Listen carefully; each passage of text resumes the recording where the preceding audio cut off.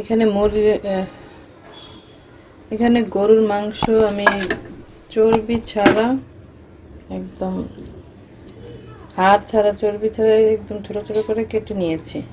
একদম ছোট না, মিডিয়াম সাইজের, দেখেই বুঝতে পারবেন। এখানে আমি হাফ কেজি নিয়েছি। এখানে এখানে হাফ কেজি গরুর মাংস নিয়েছি, আর সাথে নিয়েছি হাফ কেজির থেকেও কম এটাকে বুটের ডাল 3-4 ঘন্টা ভিজিয়ে রেখেছি। বা এটাকে রাত্রে যদি বিকালে বানান তাহলে সকালে ভিজিয়ে রাখবেন, আর যদি সকালে বানান তাহলে রাত্রে ভিজিয়ে রাখবেন। আর 1 কেজির মানে একদম হাফ কেজির থেকেও কম দিয়েছি। আর বুটের ডালটা যতখানি নেবেন, মাংসটা যতখানি নেবেন তার অর্ধেক বুটের ডাল নেবেন, বা তার অর্ধেকের থেকে একটু বেশি নিতে পারেন, তবে মাংসের থেকে বেশি নিতে যাবেন না। তারপরে দিয়ে দিব কাঁচা পেঁয়াজ, একটু একদম কুচি কুচি করে নিয়ে একটু বড় বড় রেখেছি, সাইজগুলো দেখলে বুঝতে পারবেন। এখানে চাইলে গোটা রসুনও দিতে পারেন, তবে এখানে আমি রসুন যে পেস্টটা আছে ওই পেস্টটাই দিয়ে দিচ্ছি। আর এখানে আদাটা কুচি করে দিতে পারেন, তবে আমি আদা বাটাটা দিয়ে দিচ্ছি। যেটাই দেন সমস্যা নেই, পরিমাণ মতো দিয়ে দিবেন।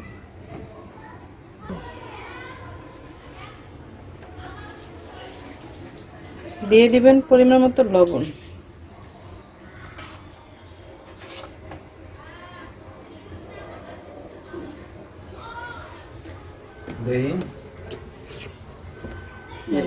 আর দিব সামান্য হলুদ।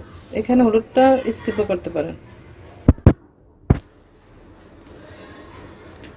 এখানে যে স্পেশাল গরম মশলার গুঁড়া, একদম সব মশলা আছে, সেই গুঁড়াটা আমি দিয়ে দিচ্ছি 1 চামচ।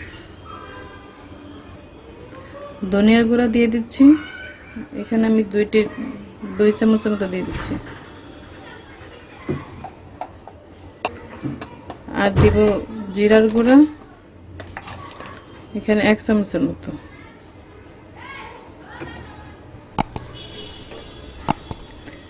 দিয়ে দিচ্ছি সামান্য তেল।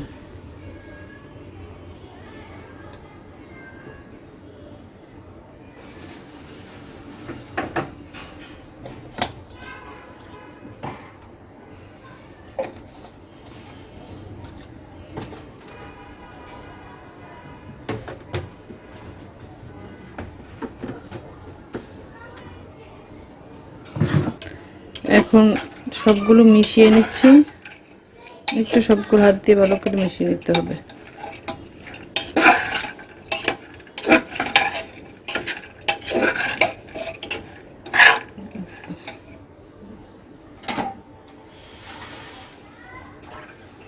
এইখানে কালার আসার জন্য একটু শুকনা মরিচের গুঁড়া ব্যবহার করতে পারেন, ঝালের জন্য ব্যবহার করতে পারেন, কাঁচা মরিচ ব্যবহার করতে পারেন, বা শুকনা গোটা মরিচও ব্যবহার করতে পারেন, তবে আমি দিব না, তাহলে আর কেউ খেতে পারবে না। এই জন্য আমি জাস্ট এক জায়গায় যাবো, তো এই জন্য একটু বেশি করে বানিয়ে নিয়ে যাব। এইখানে ওরাও খেতে পারবে না, ছোট বাচ্চা আছে, আর আমার বাচ্চারাও খেতে পারবে না। এই জন্য আপনারা যারা ঝাল পছন্দ করেন তারা অবশ্যই কাঁচামরিচটা এখানে দিবেন। এই তো, পানি আর বেশি দেওয়ার দরকার নেই, একদম যেন ডুবো ডুবো, উপরে বেশি বেশি আছে, ডুবো ডুবো আছে, এই পর্যন্তই। এখন চুলা জালটাকে দিয়ে একটু উতলায় নিব, তারপরে প্রেসার কুকারে ঢাকনা দিয়ে আমি প্রেসার কুকারে সিজ দিয়ে নিব।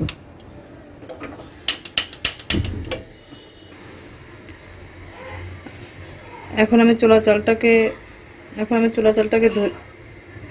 জালটাকে ধরিয়ে দিয়েছি।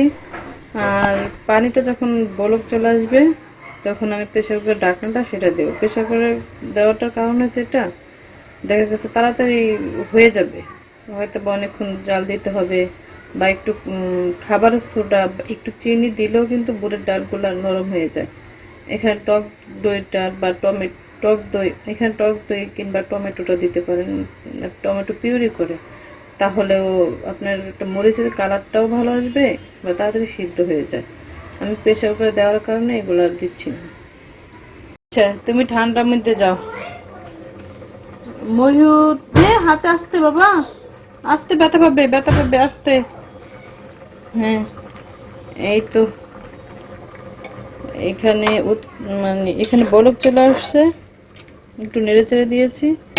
এখন আমি প্রেসার কুকারে যে ঢাকনাটা থাকে সেই ঢাকনাটা দিয়ে দিব। এখানে আসলে সাবধানে দিতে হবে, তাই ভিডিওটা টপ করিনি, কারণ একবার লেগে গেলে আর ছোটার কোনো চান্স নেই। এখানে তো প্রেসার কুকার ঢাকনা লাগাই দিছি। এখন আমি 7, 8টা বা 10টা মতো সিজ দিয়ে নিব, কারণ বেশি গললে গলুক ভালো হবে না। আমি 5টা কি 7টা সিজ দিব, তারপরে ঢাকনাটা খুলে পানিগুলো একদম শুকায় নিব, তাইলে যথেষ্ট হয়ে যাবে সিদ্ধটা।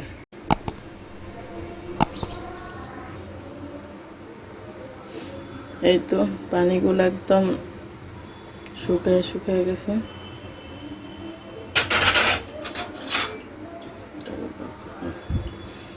এই তো পানিগুলো একদম শুকায় গেছে, আমি একদম শুকায় নিব, একটু দেখাচ্ছি।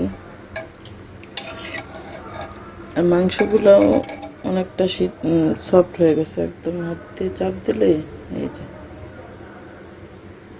আর পানিটা একদম শুকাইতে শুকাইতে যা ইয়া হয়, তারপরে একবারে একটু ডলে নিয়ে একবারে মাংসগুলো একটু ভেঙে ভেঙে নিয়ে হাত দিয়ে তারপরে জাস্ট ব্লেন্ডার করে নেব, বা আপনারা পাটায় বেটে নিতে পারেন।